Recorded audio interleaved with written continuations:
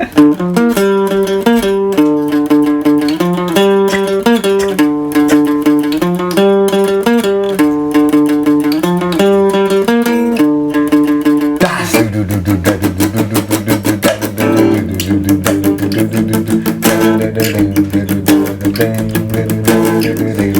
am a busy boy.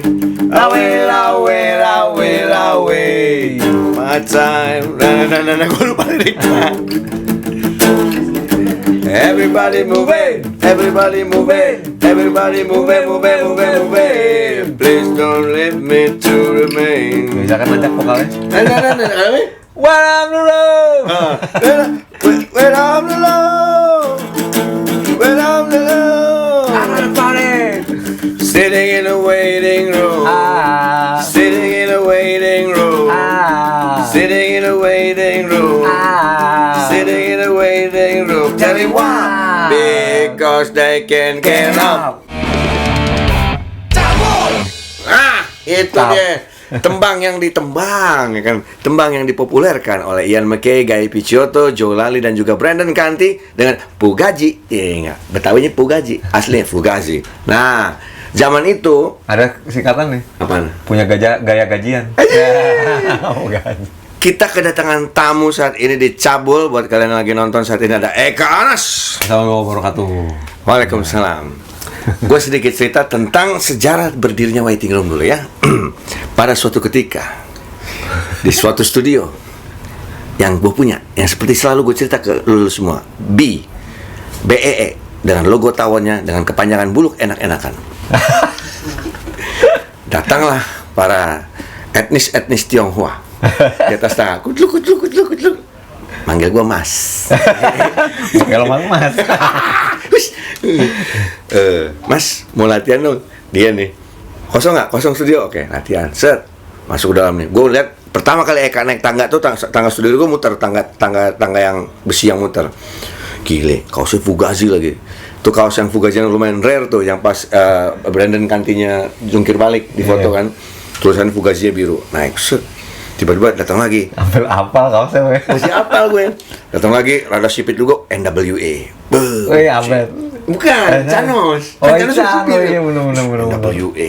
Naik lagi kaosnya, Sonic Youth, Abed. Oh iya benar. Gile nih. Apa ya? Etnis Tionghoa, seleranya keren-keren ya. Gaul. Masuklah mereka ke studio, gue nyalain ampli-ampli segala macam. Latihan berapa jam?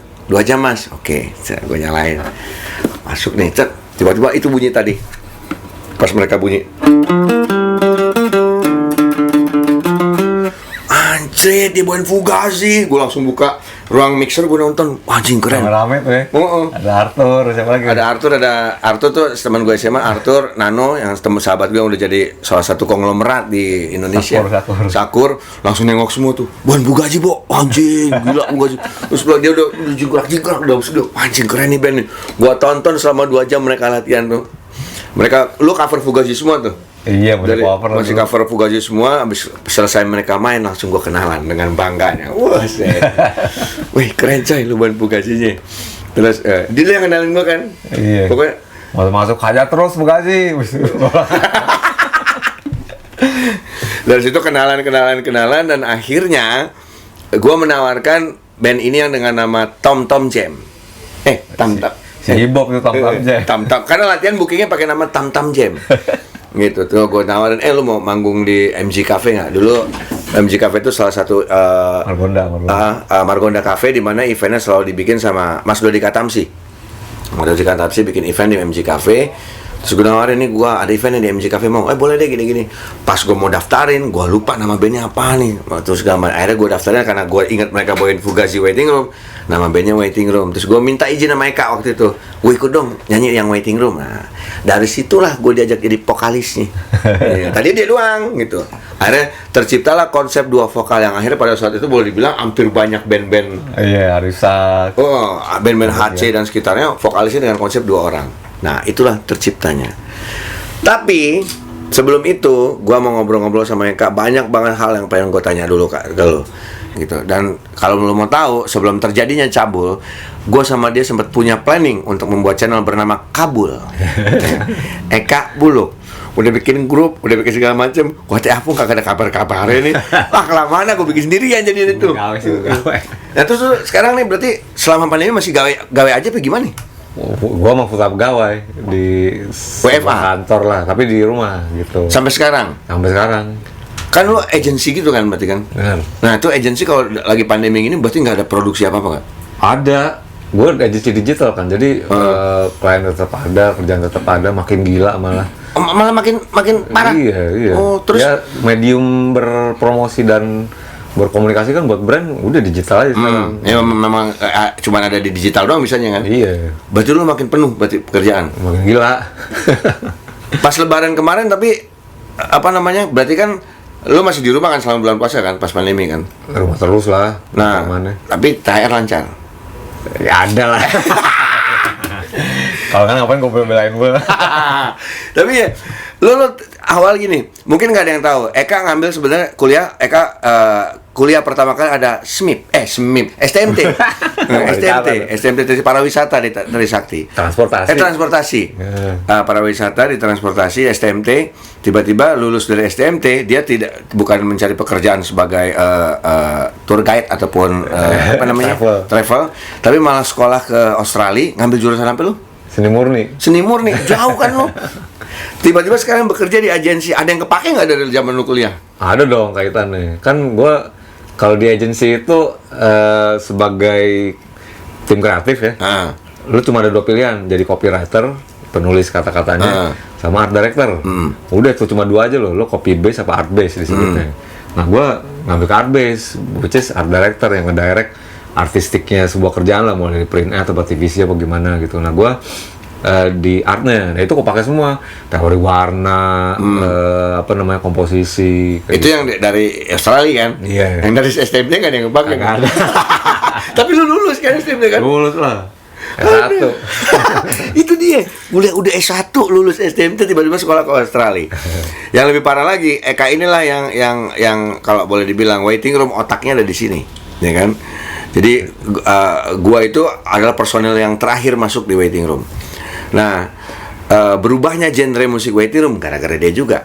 Pulang dari Australia, balik bareng sama Juan dan segala macam, tiba-tiba dia udah terima lagu yang kita udah jadi acid jazz. Tadi sempat gue bahas-bahas tuh hal-hal ini. Jadi tiba-tiba jadi acid jazz, Eka nyumbang satu lagu satu dunia, itu lirik yang dibikin sama Eka, nadanya juga dibikin sama Eka, sama langkah akhir mah yang kedua ya. Kedua musik satu dunia itu di album propaganda, itu Eka yang bikin liriknya, Eka yang bikin nadanya, kelar dia take vokal, cabut lagi ke Australia, ditinggalin band nih. Iya kan? Kan mau liburan gue itu. Ya pas liburan belum kelar lu ya itu. Belum. Sepulang Eka dari Australia, mungkin ada yang tahu juga, mungkin belum ada yang tahu.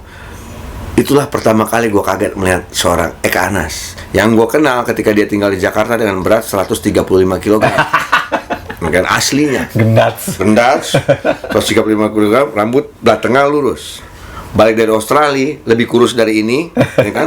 Rambut cuma depan doang biru. Sini gimbal-gimbal, cabrik-cabrik. Gue jadi prodigi gini di mana? Datang ke rumah gue, nyokap gue ngomong, "Itu siapa?" "Eka." "Kok kayak ayam kalkun?" Nyokap gue gitu. Lu tuh pas selama di Australia itu lu emang nggak dengerin, kan kayak gini, lu pas balik dari Australia lu sama sekali nggak dengerin hardcore menurut gua. Maksudnya lu nggak dengerin Fugazi, menurut gua lu kayak pas balik tuh beda banget musik yang lu dengerin. Nggak dengerin musik band gua pokoknya. Di pas di sono. Lebih ke elektronik waktu itu. Anjing, ke EDM. Ya elektronik lah, apa ya, house gitu, or rave. Ya drum and bass, gue drum and bass, jungle gitulah. Terus house gue demen gitu. Ya itulah musik elektronik bass lah ya. Ngepret gitu. Soalnya gini, menurut gua Eka adalah sosok yang boleh dibilang satu langkah di depan dari perkembangan musik di Indonesia. Kenapa gua? Nggak benar, Pung. Ketika gue lagi alternatifan, maksudnya era-era alternatif lagi merajalela pada saat itu, ya kan, para jam Seattle Sound dan lain sebagainya, dia mendobrak dengan Fugazi gitu loh. Padahal awalnya tadinya si Tam Tam Jam kan covernya per jam gitu kan. Tiba-tiba dia mendobrak Fugazi gitu. Ketika Fugazi selesai, tiba-tiba dia mendobrak dengan Operation IVU. Ya, yang berubah waiting room jadi ska dia lagi. Gitu. Lagi Fugazi Shelter, tiba-tiba encet. Nih dengerin ini nih. Kotak-katik. Nah, terus ketika era-era The Stroke lagi belum gede besar-besarnya, Eka mengajak gue untuk membuat band. Jadi waktu itu dia baru balik Oh iya, masih Dadi ya. masih Dadi. For good untuk balik ke Jakarta. Waiting room masih ada pada saat itu, tapi gue udah keluar. Nah, dia ngajakin gue bikin band yuk, kita rockabilian namanya kan. The Clash Yang mau mulai kayak gitu, The Clash, Strikers dan segala macam dengan nama band The Brandals. Nah, awalnya tuh dia, gue, siapa sih? Dadi, Debra, manajernya The Brandals awalnya. Bikinlah si The Brandals versi awal, tapi tidak ada kesepakatan bersama. namanya belum Brandals itu apa ya, gue lupa. Pokoknya masih jamming nih. Sampai akhirnya Eka bikin The Brandals beneran. Nah, yang di pertanyaan gue adalah, lu pas kan lu selalu satu step di depan. Itu emang lu ngedengerin musik yang memang tidak lagi ya. Ketika musik ini lagi mainstream, lu males atau lu gimana sih sebenarnya, Kak? Atau memang lu selalu ngikutin up to date dengan perkembangan musik? Karena lu selalu di depan duluan. Beda Stroke belum gede di sini, dia udah dengan warnanya, The Brandals sudah dengan warnanya sendiri. Iya apa ya? Enggak, gue sih nggak mikirin kayak mesti lebih dari depan dari yang lain nih, nggak kayak gitu sih. Yang lagi demen aja Bul, lagi dengerin apaan gitu ya. Waktu itu gue sebenarnya nggak tracingnya tuh dari orang-orang yang gue ikutin juga, dalam artian gini. Waktu gue dengerin Pearl Jam nih, gue baca majalah gitu ya. Terus gue lihat sih interview si Eddie Vedder-nya gini band favorit gue apa sih? Dia demen Bad Religion, dia demen The Who. Terus ada Fugazi juga begitu. Nah, Fugazi itu gue udah sempet lihat dari SMP di majalah Treasure. Kan lu diskoteknya kan? Di situ udah banyak iklannya tuh, Disco Record, Cramps. Kalau Treasure tuh buat gue itu Bible-nya, buku sucinya lo kalau jadi anak leguran dulu waktu zaman kita SMP ya. Lu nggak bakal nemu musik lain cuma dari Treasure doang gitu. Tahu kasih nggak bakalan ada gitu. Mau skate rock segala macam ada di situ tuh, dari mulai Noise Forest segala macam. Ini mungkin dari hardcore dia mengambilnya kan yang nggak ada di mainstream ya. Tapi lebih Amerika ya kalau Treasure kayaknya.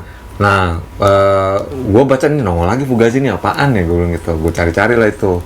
Sebenarnya kalau ke Fugazi itu tahun 92 gue udah dikenalin sama anak Pesel Air. Si Fugazi. Anak Pesel Air ngenalin ke gue.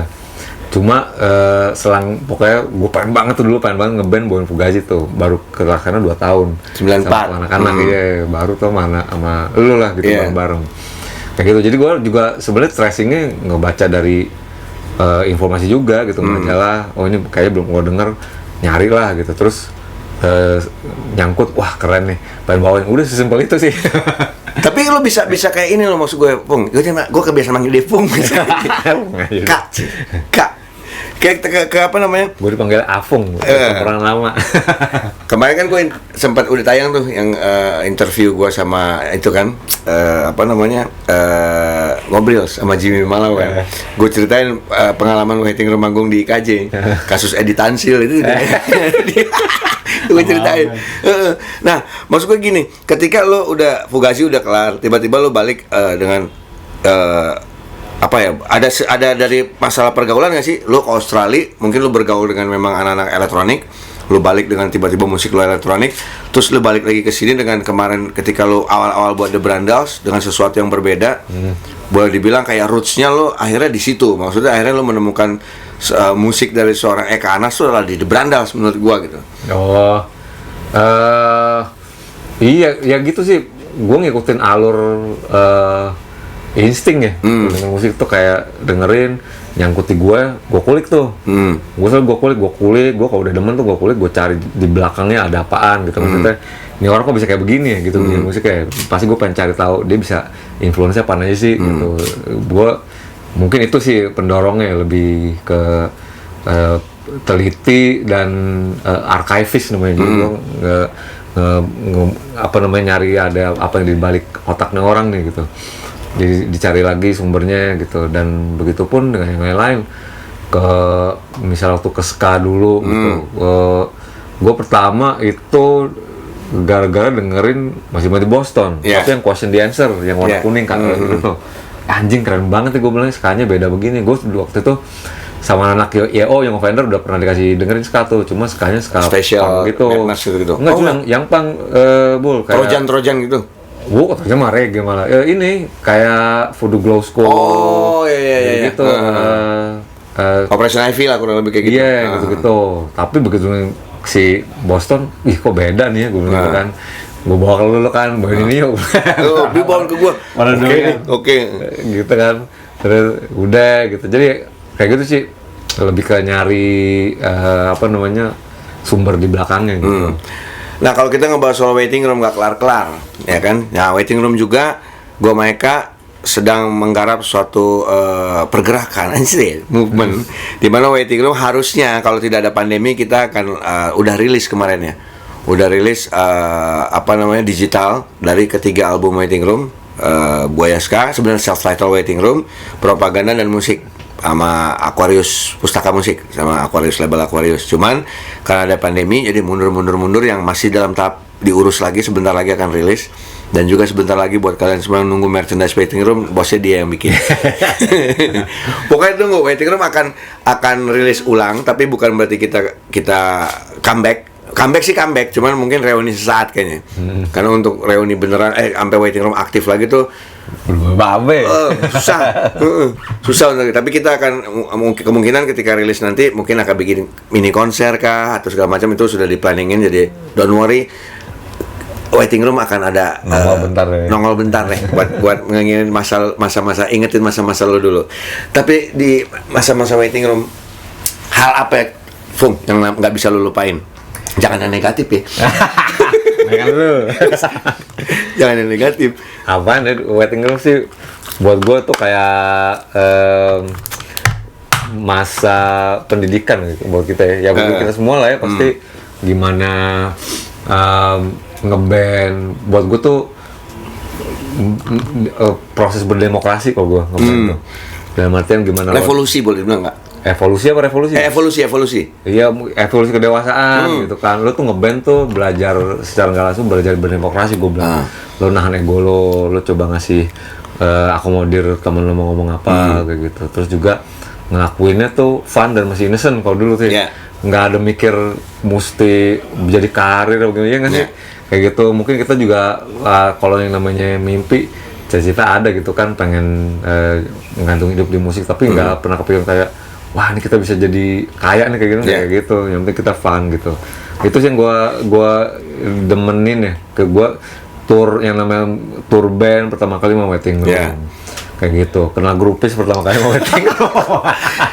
Yang gilanya lagi, Eka ini salah satu orang yang menolak tawaran salah satu major label besar di Indonesia. Bahkan major label besar di dunia boleh dibilang. Siapa? Yang letter S kan hubungin kita waktu itu, kata lo. Oh iya. Pak major label. Jadi waiting room ditawar untuk, waktu itu kan waiting room itu rilis album self-titled waiting room, itu dimodalin sama nyokap gua sebagai produsernya. Ya udah dimodalin lah sama nyokap gua untuk ngerilis si album yang Buaya Ska itu yang kalian kenal. Tiba-tiba ada salah satu major label yang tertarik nih untuk sign kontrak dengan waiting room. Banyak kali boleh ngejar kita. Iya.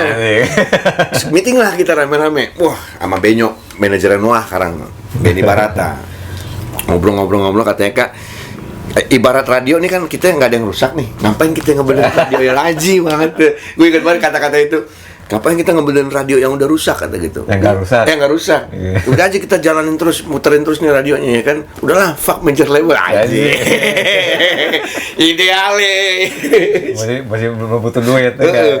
Nah, itulah yang terjadi. Jadi memang apa yang Kak bilang memang nggak bisa dilupain, adalah hal-hal yang di zaman waiting room itu memang hal-hal yang memang boleh dibilang apa ya, itu semangat ini ya, idealisnya yang kuat. Iya. Ini ada foto nih. Nah, ini mah gue tahu Eka aja yang jawab. Anjing, gue keren banget ke situ ya. Masih muda ya. Ini kapan, di mana? Lo ingin kayak di mana? Ini pas lo balik nih, liburan ini. Enggak, ini sebelum rilis album, Bol. Sebelum rilis album debut. Oh iya, ini Buaya Ska ya. Di atas rooftop hotel Shangri-La. Di atas rooftop hotel. Ini gue kalau dapet cewek gue bawa kesini nih. Kalau dapet cewek kenalan gitu, terus pemandangan Jakarta gitu kan, masih bilang meleleh tuh cewek tuh pasti tuh. Romantis. Bapak-bapaknya juga udah mau tuh. Wah dulu lemboy loh. Sama aja lu juga kayak. Gitu. Ini tahun 97 ini. Tahun 1997 di rooftop Shangri-La yang motoin adalah Arwin Dirk. Itu dari Panon Advertising, di mana di situ bekerja juga seorang seniman bernama Aryan Arifin. Aryan 13. Yang memang pada saat ini ada Aryan juga. Ini album Waiting Room Self-Title yang Buaya Ska, itu artworknya dikerjakan oleh Aryan, sedangkan gambar ilustrasi buayanya sama Motul yang mengerjakan ilustrasi buayanya. Foto oleh Arwinder. Jadi pas ini foto, ini ada Aryan nih datang ke nginap di rumah gua untuk ikut foto ini. Pokoknya gue inget kita ke lapangan golf Pondok Indah, nyusup ya, lalu lot belakang, foto-foto di dalamnya, sama rooftop. Terus ke rooftop ini, kita referensi dulu fotonya Black Flag tuh, pada ada pohon kelapa ini. Tapi jadinya malah kagak enak banget ya, muka kita yang enak, maksudnya emang bukan backgroundnya, mukanya kagak enak. Nah, ini yang menarik nih. Gua pertama kali kenal Eka, musisi yang buat gua dia tidak secara skill sama gua tidak terlalu paham mengenai instrumen, mau itu bass, drum segala macam. Dia kalau misalkan bikin lagu, lu main drumnya gini, bububa, lu katanya gampang main begitu. Nah, ini yang terjadi ketika gua kaget Eka tiba-tiba rilis Ziggy Zaga. Gua pikir akan seperti Bowie tadinya kan, dari Ziggy Stardust. Tapi dengan konsep musik yang sangat berbeda dengan Bowie, dan gua ngeliat, kok dia main bass, gua pikir dia nyanyi juga gitu. Dan belakangan ini Eka lagi sering meresearch kayak, pakai efek ini bagus nggak ya? Pakai ini bagus ya? Nah, ini seru ini. Giok loh. Jadi lu tiba-tiba memutuskan untuk main bass di Ziggy Zaga gimana sih? Tapi sebelumnya thank you dulu nih buat Bir Jawa. Bir Jawa ini. Ciamik Bir Jawa, thank you juga. Rock Kebab, inilah rezeki cabul ya. Yang untuk para teman-teman yang bisnis kuliner ataupun makanan minuman bisa hubungin production kita di sini, manajemen nih di bawah sini nih, atau di muka gue ini, di muka gue ini ya. Hubungin untuk iklan gratis, yang penting lu kirim yang banyak, cuan. Nah, lu kenapa tiba-tiba bisa ini, Kak, apa namanya, main bass ya? Main bass di Ziggy Zaga. Itu awalnya lu yang bikin Ziggy Zaga kan? Iya. Itu kalau terbentuknya dulu kan Waiting Room tuh Waiting Room siapa namanya, The Bananas tuh sempat vakum ya. Ya. Jenuh, ada vakum, terus tapi yang masih pengen bermusik tuh gua sama Ruli doang waktu itu. Makanya sama rumah gua bikin Petaka, gua bikin Ziggy Zaga gitu kan. Cuma gua mau jadi vokalis lagi lah gitu. Maksud gua mau jadi yang vokal point lagi atau yang di depan lah gitu. Akhirnya gue ngajak teman-teman kantor waktu itu. Ada si Rika dulu vokalisnya cewek, ada Rama Bonges, ada Ricky yang main gitar. Sama mereka lah gabung. Terus gue bilang, gue nggak pengen nyanyi lagi, ngapain main bass kayak gampang deh gue. Jadi tinggal pas senar gitu kan. Nah gue sampai begitu ngeband sama dia latihan, gue nggak tahu, lu ngajarin gue bass ya gue. Tunjukin gue yang main. Karena kan lu kagak bisa secara nggak bisa, maksudnya bukan nggak bisa main, tapi kurang paham, terbatas. Emang pas-pasan gue kan, tapi gue bilang 4, gue ke inget ceritanya The Clash apa? Josh Lamar. Bukan basisnya. Paul Simonon. Nah. Kalau dia sampai ditulis tuh di situ kan A, B, G gimana gitu. Tapi gue bilang masa gitar gue belum punya, gitar orang masa gue gituin kan. Akhirnya gue bilang, lo tunjukin aja Rick sama gitaris gue dulu tuh. Tunjukin yang ntar mainnya gue. Yang lebih dari 3/4. Itu titiknya, tunjukin fretnya gitu. Iya. Udah sih gue apalin, pulang latihan gue apalin lagi gitu. Jadi laut ngapalin gue sampai. Jadi lu apalin adalah fretnya, bukan kuncinya. Iya. Kalau dulu apalin kayak A, G, gue nggak ngerti yang mana tunjukin deh. Kayak gitu. Terus tiba-tiba akhirnya ini jadi kayak boleh dibilang, jadi lu lebih serius sampai lu bahkan beli bass yang niat dalam arti gue pengen punya bass yang beneran bagus, pengen punya efek yang bagus. Tuh emang lu akhirnya searching apa gimana? Iyalah, karena kan mulai manggung. Gue dulu minjemin bassnya si Radit, bass Belanda kan. Masa minjem mulu nggak enak kan. Terus efeknya juga macam akhirnya ya udah gue nabung beli deh, mulai 1, lama-lama 2, efek banyak, 1 nambah lagi gitu. Jadi ya udah sekalian dikomplitin dah. Ya standar aja tapi ya standar aja bro kayak gitu. Udah akhirnya dikomplitin, terus belajar latihan di rumah. Ini aja gue pengen banget beli ampli, nggak kesampaian. Nggak usah, sekarang direct aja deh, aman. Pakai Zoom Kak, Zoom B3. Mau iklan Zoom dulu gue, iklanin gue loh. Tapi lo berarti kan gue tahu Ziggy Zaga ganti vokalis kemarin. Ganti vokalis. Nah itu lebih dahsyat yang sekarang tuh. Iya. Udah ada materi baru Ziggy Zaga. Belum sih sayang itu tuh. Begitu ganti awal tahun kena COVID kan, kena corona. Ya udahlah kita di rumah aja ngobrol-ngobrol. Dan sayangnya kita itu di personal Ziggy Zaga nggak ada satupun yang punya piranti alat rekam di rumah gitu. Jadinya ya udah cuma tuker-tukeran. Gue ada chord nih, disimpan dulu lah gitu. Makanya gue tuh pengen nyewa ini buat itu. Mau nyewa di sini tempat. Untuk workshop. Ini aduh terlalu asam lambung gue biasa nih. Anak muda. Usia ya. Nah, berarti boleh dibilang Ziggy Zaga akan melakukan workshop, begitupun Brandas. Brandas sebenarnya gue lihat udah di studio lagi rekaman malah ya. Ziggy Zaga yang mau workshop. Nah, ngobrol-ngobrol soal Ziggy Zaga, selalu ada kesalahpahaman antara Ziggy Zaga bandnya Eka dan juga dengan Ziggy Zaga Halilintar, Gen Halilintar. Emang dia punya nulisnya salah nih. Kayaknya cuma satu. Terus. Dia memang punya judul lagu Ziggy Zaga ya? Ada. Oh, gue baru tahu. Nah, ini nggak lo pernah melakukan ini nggak? Pernah disalah sangka gitu sering emang? Sering banget Bol, buset, apalagi pas dia baru keluar kayak gitu. Dia lebih mainstream lagi ya? Iya kayak gitu kan. Padahal dulu bikinnya tuh kalau menurut si Rika ya, vokalisnya dulu itu kan dia kasih nama dari Chan tuh apa ya, kayak ininya anak-anak skinhead apa ya? Semboyannya gitu. Kalau lagi nonton bola tuh Ziggy Zaga, oi gitu. Wah kalau lagi di pub gitu. Katanya sih gitu. Terus lagi Ziggy Zaga aja ya. Oke deh, boleh nih gue bilang gitu. Keren sebenarnya nama Ziggy Zaga. Iya, belum ada itu. Gue tadi mikirnya dari Ziggy Stardust tadi gue mikirnya. Iya, itu gak ada ngomong. Gue juga demennya gitu. Oh iya, Ziggy Stardust yang oke nih. Udah, pakai nama itu. Cuma kan pakai. Nggak tahu malah keluarga berencana. Yang sangat menarik adalah gua salah satu orang kemarin lo kalau nonton episode 1 gua bersama Jimmy Multazam, gua bilang di situ bahwa ada beberapa penulis lirik yang menurut gua panutan buat gua pribadi untuk ngelihat lirik-lirik yang mereka tulis. Jimmy Multazam, Aryan Arifin, dan Eka Anas. Para penulis-penulis lirik lagu, penulis puitis yang boleh dibilang punya warna masing-masing. Ya kan, Eka salah satu penulis lirik yang menurut gue lirik pintar, selalu terucap dari mulai kata-kata yang gue kagak ngerti, retorika lah. Pertama kali lu tau gak lagu Satu Dunia itu judulnya apa? Mimpi Kota Urban. Lu bayangin? Gue inget, anjing maksudnya apaan Fung? Mimpi Kota Urban. Pokoknya gini. Akhirnya jadi Satu Dunia judulnya, lebih simpel.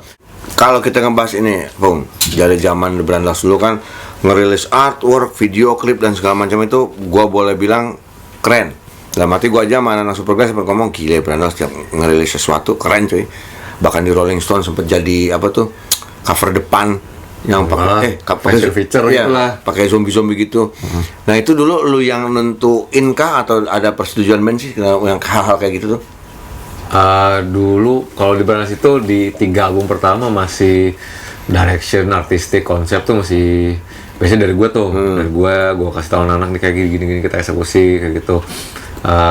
Jadi kalau di kemungkinan besar 3 album awal ya dari gue lah, dari ilmu seni murni gue di aplikasi di situ gitu. Tapi udah mulai kemajunya tuh udah mulai nih, maksudnya anak-anak udah mulai ya mungkin sense of musicianshipnya udah dewasa gitu, jadi agak susah diatur ya. Jadi udah mulai ini punya kemauan sendiri gitu. Nah kalau kita ngeliat zaman era kita ngeband dulu Fung ya, di zaman Waiting Room atau bahkan sebelum Waiting Room kita ngeband kayak lu bilang tadi atas dasar fun-nya, ya kan, terus gerilyanya, perjuangan dan segala macem. Bahkan manggung kadang-kadang ya nggak punya modal buat manggung, kita pernah manggung kita yang bayar gitu kan. Nah kalau lo ngelihat dari pandangan lo sekarang antara yang sekarang nih, musisi sekarang dengan eranya musisi dulu, tapi bukan musisi dulu zaman Gitarolis ya, bukan. Musisi dulu era kita, era 90-an. Sama musisi sekarang menurut gua banyak banget sekarang band-band baru tapi keren. Ya maksudnya let's say boleh dibilang band baru dalam tanda kutip, bukan baru banget, maksudnya let's say angkatannya Bara Suara, angkatannya mungkin Fish yang baru sekarang, Hindia yang kayak gitu-gitu.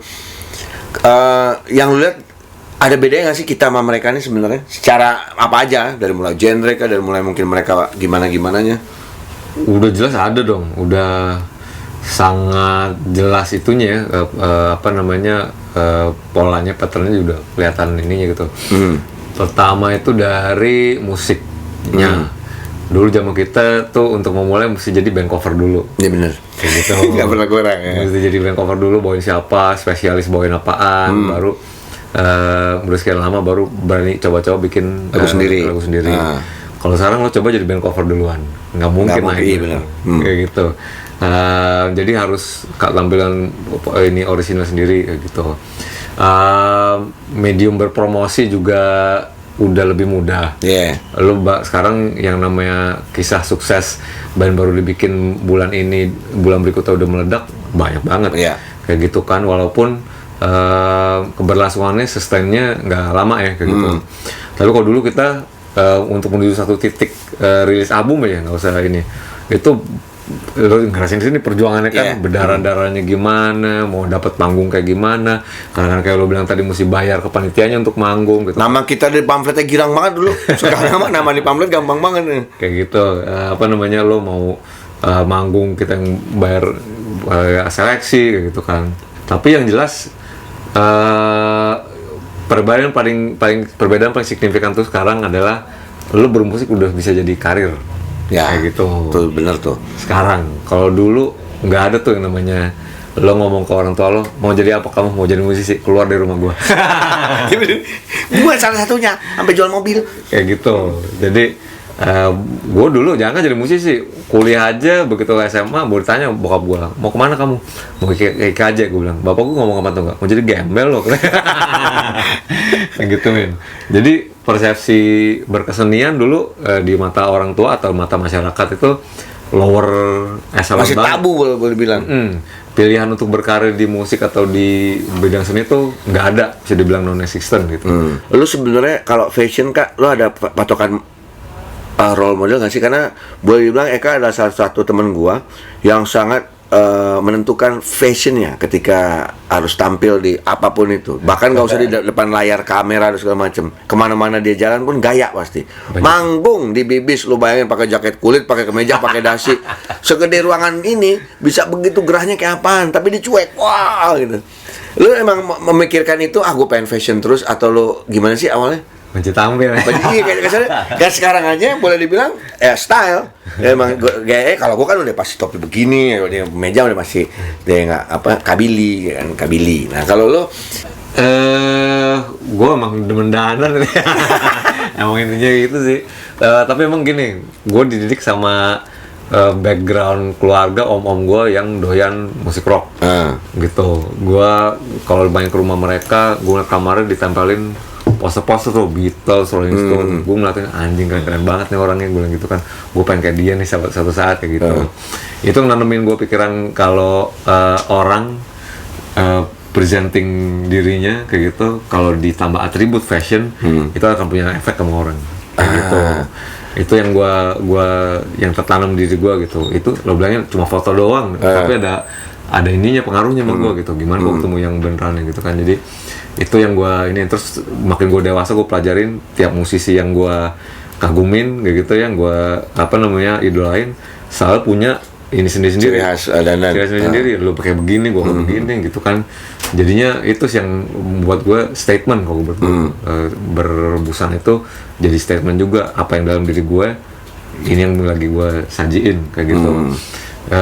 Itu sih gue lihat mulai dari Sex Pistols, Guns N' Roses kayak gitu kan. Even Fugazi aja walaupun kayak no statement, tapi itu buat mereka, buat kita ada itunya loh. Iya, akhirnya kita ngikutin dulu dengan pakai kaos polos, cargo gitu. Pants, celana skate segini, sneakers, buat gue itu seragam fashion mereka juga gitu. Jadi itu kayak statement sih buat gue kayak gitu. Dan kalau lo bermusik mau memutuskan karir di musik, itu mesti lo pertimbangin dengan benar. Look, buluk, ya, harus dilihat looknya, fashion attitude-nya, gayanya, stylenya juga harus dipikirin. Dan mereka salah satu orang yang memikirkan gaya tersebut. Gua akhirnya sekarang gimana gua harus gaya, ngelihat dari contoh teman-teman gua, Jimmy punya gaya sendiri, Eka punya gaya sendiri, gua juga punya. Karena dulu setiap gua bergaya, gua dandan, gua selalu ngikutin Mike Ness. Nah, gue bangga kalau dibilang anjing kayak Mike Ness, bangga gue. Tapi ketika jalan, bang mirip jering, wah ya. Kayak juga gue ya kan. Akhirnya Karena gue mengidolakan role model yang sama kan dengan Jering kan, Mike Ness. Jadi dia dandannya kayak Mike Ness, bahkan dia lebih Mike Ness dari gue dandannya kan. Nah jadi akhirnya gue ganti gaya, akhirnya udah seperti inilah gue sekarang. Nah ini di luar lu sebagai seorang creative director, lu punya juga AKV Santa, itu barbershop ya? S-Face, AKV, Akeva. S-Face Santa, speak English or die. Gue kok berarti goblok nih kira-kira dia nih. Gue posting pakai bahasa Inggris kan, tentang Battery Legend coy. Gue posting tentang Battery Legend pakai bahasa Inggris. Komen pertama dia, tumben bahasa Inggris bagus. Asli, gue kata di Instagram. Setan. Di bawah pada komen tuh Albert gak macam wah. Gue bilang Google Translate ceng. Nah, S-Face Santa Barbershop masih ada nggak sih sekarang? udah enggak ya? Nah terus Johnny Engine itu juga tutup. Udah tutup. Online lebih kompleks. Tapi online masih ada? Masih. Kalau si Johnny Engine ini lo ngejualin, kemarin lo sempat jualin action figure gitu-gitu ya? Sama buku Sex Pistol yang menjual? Iya, barang-barang gue lah yang udah nggak pakai. Gitu. Itu gara-gara pandemi kan kamu mungkin kreatif dari itu kan gede gajinya. Nggak, gue kalau Sex Pistol gara-gara dapat 2 bul. Si bukunya beliin adek gue 1, dan gue udah punya. Wah, ya udahlah gue jual 1 ke si Doci tuh ke. Oh Doci yang beli. Doci lu. Keren tuh bukunya. Yoi. Kalau kita bicara tentang Eka adalah dari keluarga yang boleh dibilang semua isinya musisi ya. Dari mulai almarhum Ruli di The Brandals juga, Petaka juga, dan Lucky Anas. Kemana Lucky sekarang? Ada gue yang paling kecil di Australia sekarang. Oh Lucky di Australia? Masih main musik? Gua udah enggak, udah dari 6 tahun di sana ya. Udah enggak sih. Kerja di sana? Kerja aja udah. Sayang sih emang gue. Padahal dia sempat ngerilis sebuah album yang boleh dibilang absurd juga nada-nadanya. Lucky itu, dan satu-satunya di keluarga Eka yang bisa main piano dengan baik dan benar adalah Lucky. Karena Eka nggak bisa. Gue paling susah deh. Nah, ini ada Instagram top 9 2019. Lu mata lu udah siwer ya? Plus ya. Tapi kok kalau jauh masih melihat justru. Nah, ini ada foto-foto, ada 9 foto. Ini yang paling kiri acara apa nih, paling atas nih? Coba ke kiri Cok. Paling kiri atas foto di mana, Kak? Oh, itu waktu protes mahasiswa bulan Agustus kemarin pas ada RUU yang mau ada RU tentang KPK di rekonstruksi bagiannya, kepemimpinannya. Oh, pas ini ya, pas pas kemarin KPK tahun berapa sih? Pasca si Jokowi menang. Oke. Itu KPK langsung dibongkar, makanya banyak mahasiswa marah. Maksudnya, lu foto ini dari mana nih? Oh, juga di pos doang. Oh, di pos doang. Di pos, tapi gua ngerasain, kita kan dulu tahun 98 ya, kerusuhan ya. Gue ngerasain semangat mereka sih. Kayak gitu. Salah satu badan independen negara yang bebas untuk ngegakin keadilan digerecokin. Oke. Pasti marah lah gitu. Nah, yang kalau yang ini di masjid apa di musola nih? Ini di musola, sholat subuh gua. Subuh?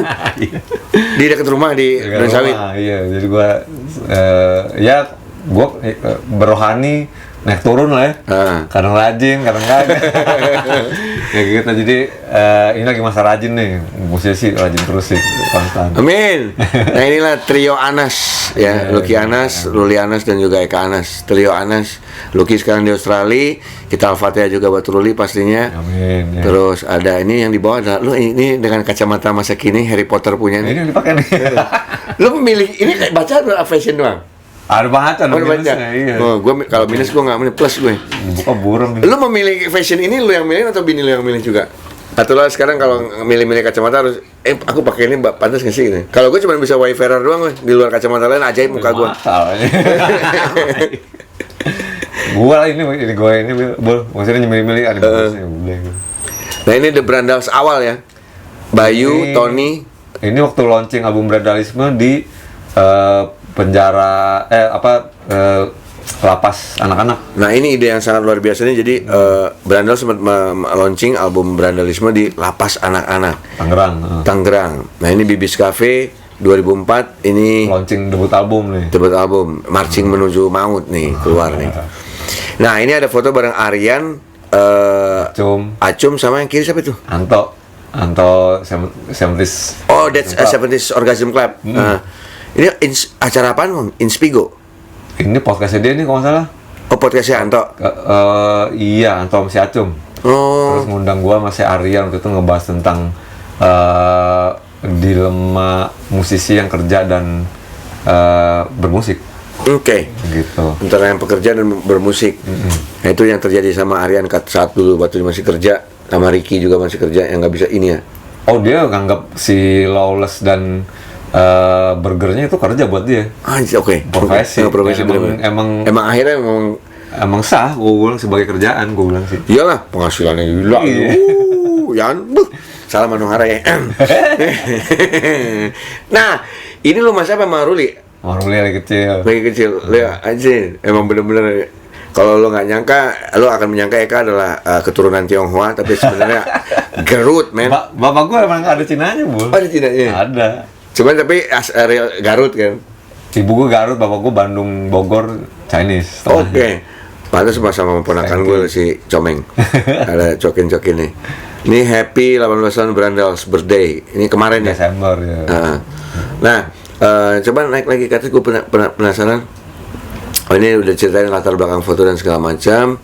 Oke. Dan yang terakhir, nah ini juggling adalah jawaban googling kalau kata di Cabul, ya nggak? Ini keluar ini ya. Yeah. Ketika lu klik, klik di Google Eka Anas, yang top 2 di atas adalah Eka Anas dan istri dan Eka Anas menikah. Ini kapan nih? Baru aja? Baru. Coba gitu ya? Bahkan ada Eka Anas hijrah lo di sini. Iya kan? Nah, lo coba jelasin ini pernikahan Eka dan istri salah satu hal yang mengecewakan gue juga sebenarnya. Kenapa tuh anjir lo?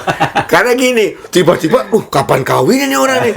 Temen kotem kedeknya aja kagak tahu. Taunya tuh jadi gue taunya Eka nikah itu gara-gara postingan dia tiba-tiba kapan kawin ini? Terus gue langsung di grup waiting room. Weh, lo married pun? Wow, lu juga boleh panjang. Nah, lo dengan istri yang sekarang lo kenal di mana sih? Namanya Fitri Mardiana, itu dikenal sama temen gue. Terus kenal udah lama ya, dari 2016 sebenarnya. Terus dari kenal udah putus nyambung gitulah gitu kan. Tapi akhirnya di 2019 akhir kemarin ya udahlah, gue bilang nggak ada ujungnya kalau begini nih. Kita dosa mulu yang ada. Terus tapi maksudnya dia udah inilah, dia yang bisa ngingetin gua untuk lebih lebih humble, lebih membumi. Ini jago masak ya? Jago masak. Terus tiap hari kayak Meleka, avocado amat nih gua nih. Avocado with apa, ini with apa. Wah, gua mah lonsai lagi, papa lonsai. Itu murah-murah, Bu, jangan salah. Beli di pasar tuh disajin aja kan. Tapi memang dia, lu nggak rencana bikinin dia online makanan gitu apa? Jadi lagi bikin. Nah, jadi online bisa, bikin gepuk nih. Wah, makan gepuk kita. Nah, terus berarti udah isi belum? Belum, insyaallah. Cepet ya. Tahu anak lu umur lu gocap, anak lu baru berapa tahun? Gitu, gua aja di SMP. Nah, selalu keluar ini. Terus Eka Anas menikah, ini yang sangat mengagetkan tadi gue cerita. Tapi itu kan gue nggak mau nanya yang 2 itu. Lu harus milih di sini antara kreatif director itu udah antara Hijah dan The Brandals. Lu harus milih kedua itu. Jadi lu harus menjelaskan tentang Brandals sudah ya. Berarti tinggal hijrah doang. Waduh. Gosip tentang Eka Anas hijrah. Ini sampai di kuping gue pada saat itu juga. Itu bahkan gue juga dibilang hijrah. Emang iya sih, gue hijrah untuk menjadi yang lebih baik gitu. Nah, Eka beda. Mungkin bisa cerita Kak, hijrah lu sampai kayak tadi lu bilang gue masih naik turun juga nih kadang-kadang. Iyalah. Ya, menurut gue persepsi hijrah itu buat orang-orang ini dengan keterbatasan ini gue ya, agama gue gitu ya. Ada yang masih translasinya belum benar kok, mispersepsi gitu ya. Hijrah itu adalah kondisi yang terus menerus menurut gue, continue, nggak bukan lo udah hijrah itu udah benar kayak gitu. Hijrah itu adalah state yang dimana lo berusaha membawa diri lo jadi lebih baik dari yang sebelumnya kayak gitu. Nah, jadi itu sih menurut gue kemarin 2014 gue ada kesempatan untuk umroh, dan gue udah ngerasain itu dari 2 tahun sebelumnya. Gue kayak pengen banget ngerasain ke Mekah kayak gitu. Nggak tahu kenapa gue kayak dorongan pengen ini banget gitu kan. Akhirnya bisa kesana dan gue ngerasain yang namanya hidayah. Gue nggak tahu, mungkin orang-orang yang namanya terminologi hidayah beda-beda buat orang gitu. Tapi menurut gue ngerasain di situ, gue dikasih tunjuk purpose gue apa sebagai manusia di dunia, dan apa posisi gue sebagai sama yang pencipta gue, apa gimana posisi gue sama orang-orang sekeliling gue kayak gitu, apa arti Islam buat gue gitu. Jadi ada apa yang mudah-mudahan kan kalau orang-orang bilang lo kalau udah haji atau umroh berhasil atau enggaknya kalau misalnya lo pulang ada perubahan. Atau ibadah apapun lah, kalau misalnya ibadah lo ada perubahan, berarti lo udah berhasil tuh gitu, merubah diri lo jadi lebih baik gitu, berarti ibadahnya udah memenuhi syarat gitu. Nah gue pulang dengan ya pandangan yang lebih inilah ya, lebih positif, lebih islami gitu kan. Di situ gue ngerubah cara hidup gue berhenti minum, gue berhenti obat-obatan, gue berhenti, ya banyak lah yang gue benahin gitu hidup gue, berbarengan dengan bukan gerakan ya, apa namanya, kesadaran musisi-musisi waktu itu yang pengen mendalami Islam kayak gitu, dan bahkan mengharamkan musik kayak gitu, karena memang ada ada mazhab atau aliran yang bukan aliran, siapa namanya, mazhab sih ya, yang mengharamkan musik kayak gitu kan. Jadi berbarengan tuh paralel. Nah, gue dilabelkan dengan anak ya teman-teman yang ini juga. Gue kenal semua sama anak-anaknya juga. Gue masih Jimmy waktu yang gue inget di apa namanya, di gosipin kayak gitu. Nah, jadi pokoknya intinya apa yang Eka cerita tadi itu adalah masa-masa ketika gue masih ngeband di Waiting Room hingga sampai masa-masa Eka kuliah ke luar negeri, bahkan apa yang dialami dari kuliahnya pun dijalanin di kehidupan sekarang ini sebagai seorang creative director, ya kan. Dan sangat penting tadi dalam sebuah creative director kayak gitu, teamwork sangat dipentingin ya. Berbeda dengan band bisa nentuin ini lagu gue, tapi kalau di creative director teamwork, lo nggak bisa ngomong bahwa ini karya gue, ini adalah karya dari teamwork. Itu sangat ciamik. Nah, thank you buat semua cabul, Pung, thank you banget ya. Sama-sama, sukses banget. Salam buat sang istri. Ini kan ditunggu avocado itunya. Empal. Ya, jangan lupa buat like and subscribe channel gua, ya kan. Cabul gua, lu tega banget kalau sampai nge-like and subscribe kan. Ya, bertahun-tahun gua cita-cita punya ini, akhirnya bisa. Itu juga gara-gara semangat dari lu semua kan. Jadi like and subscribe ya. Ini like-nya begini. Yang begini, wah, gua sumpahin neraka jahanam lu pada. Serem banget. Tega banget lu, ya udah anak yatim gue. Bantuin ya, like and subscribe, sebarin ke semua teman-teman. Oke, thank you banget. Follow juga Instagram catatan si buluk, dan juga Instagram Eka Anas, dan saya Lucky_Lux. Ya, ada di bawah nih Instagram di sini, di sono, di sini. Lu cari di sini. Oke, persembahan terakhir dari kita ini sebuah tembang yang dinyanyikan oleh Nick Drake dari album Northern Sky. Albumnya bukan Northern Sky, judulnya Northern Sky. Yang Would You Love Me For My Money ini buat para gembel-gembel yang pacaran sama yang lagi ngejar cewek. Simak liriknya. Would you love me for my money? Would you love me for my head? Would you love me through the winter? Would you love me till I'm dead? Oh, if you were dead, you give me the one. Special my bahasa Ika.